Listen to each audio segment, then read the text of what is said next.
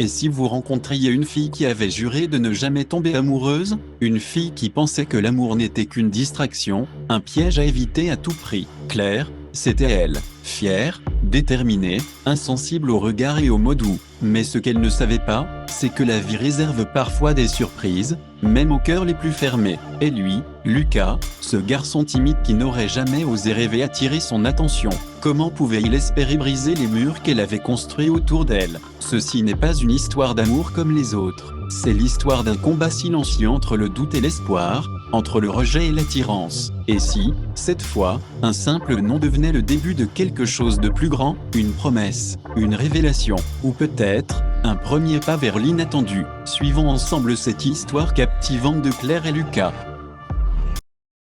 Claire, une jeune fille comme les autres, marchait dans une rue animée de Paris. Ses écouteurs vissés aux oreilles, elle avançait d'un pas rapide, indifférente au regard insistant des garçons qu'elle croisait. Claire avait une règle, jamais d'histoire d'amour.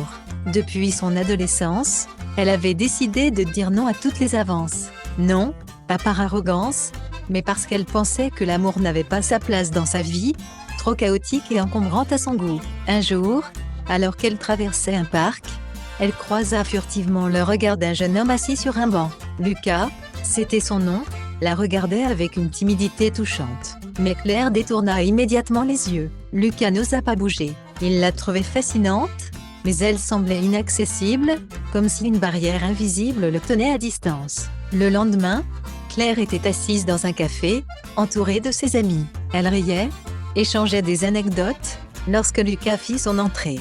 Il l'avait reconnue de loin et, rassemblant tout son courage, il s'approcha d'elle. « Salut, Claire, c'est ça ?» balbutia-t-il, maladroit mais sincère. « Je voulais juste te dire que tu es vraiment sympa. » Enfin, est-ce qu'on pourrait discuter un peu? Claire leva les yeux vers lui, un sourire légèrement moqueur se dessinant sur ses lèvres. « Discuter ?» répondit-elle. « Écoute, je ne crois pas au coup de foudre, ni à l'amour. D'ailleurs, ce n'est pas mon truc. » Elle retourna à sa conversation, laissant Lucas planté là, les joues rouges de gêne. Claire avait toujours une réponse tranchante.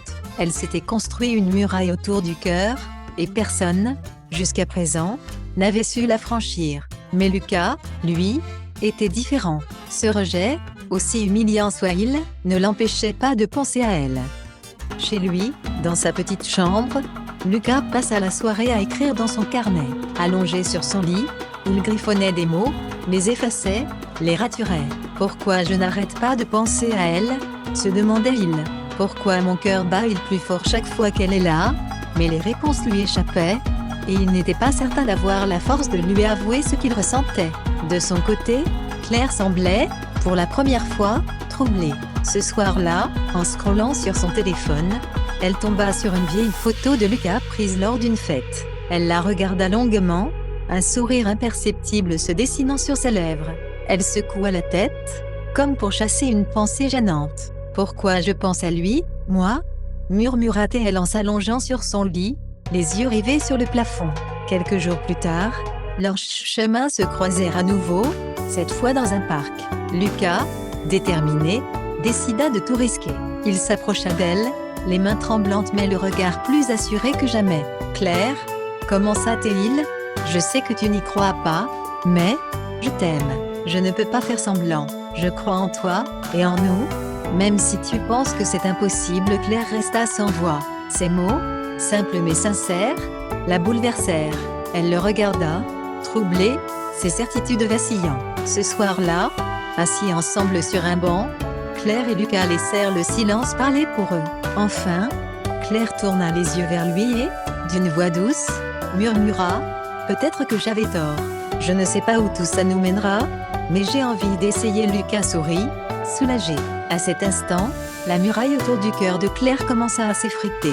Et c'est ainsi que Claire, celle qui disait non à l'amour, découvrit que parfois, il suffit d'ouvrir un peu son cœur pour que le bonheur y trouve sa place.